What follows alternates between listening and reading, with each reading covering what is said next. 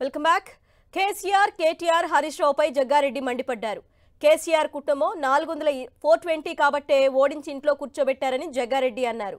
కేటీఆర్, హరీష్ రావుల కోసం 840 చట్టం తేలేమా అని అన్నారు. తాను అసెంబ్లీ లోపల ఉంటే కేటీఆర్, హరీష్ రావును ఒక ఆట ఆడుకునేవాణ్ణని అన్నారు. హరీష్ రావు, కేటీఆర్లకు బస్సు ప్రయాణం తెలియదు.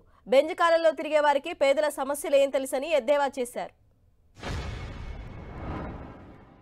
అడుగుతున్నా కేటీఆర్ని, హరీష్ రావుని అడుగుతున్నా. 9 ఏళ్ల కాలంలో ఈ రాష్ట్రానికి ముఖ్యమంత్రి రేవంత్ రెడ్డి అయిన కొన్ని రోజుల్లోనే ప్రజాపాలన, అంతేనా?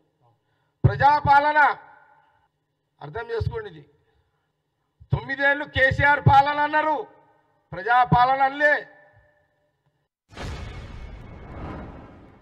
నీకు కేసీఆర్ పరిపాలన అనలే. ఈ జ్ఞానం కూడా మీకు లేదు. ఈ జ్ఞానం కూడా మీ నాయనకు లేదు, నీ కొడుకుకు లేదు, నీ మేనన్నుకు లేదు, నీ బిడ్డకు లేదు, నీ ఖాందానికే లేదు ఈ జ్ఞానం. ప్రజలు ఇచ్చిన పరిపాలన ప్రజలు అంటావా, నీ కుటుంబం అంటావా?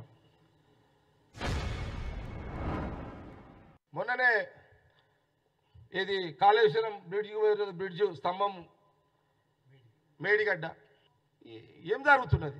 ఏదో బ్రిడ్జ్ స్తంభం వంగిపోవడం ఉన్నదా ఎడన్నా? ఇది పిల్లల పరిష్కారం అయ్యా కథ ప్రాజెక్ట్ అన్నా? ఏం మజాకా ఏంది ఇదంతా? ఎవరి పైసా, ఎవరి లెక్క, ఎవరి జాగీరు, ఎవరి జాగిరు?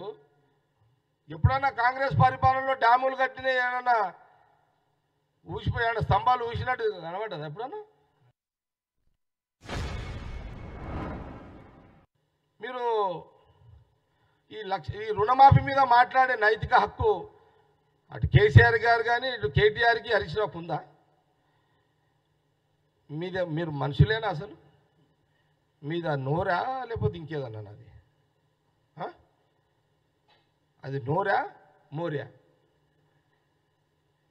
నోరు అయితేనేమో శుభ్రంగా మాట్లాడవచ్చు, మోరు అయితేనేమో మురికి ముచ్చట్లేనా మీకు?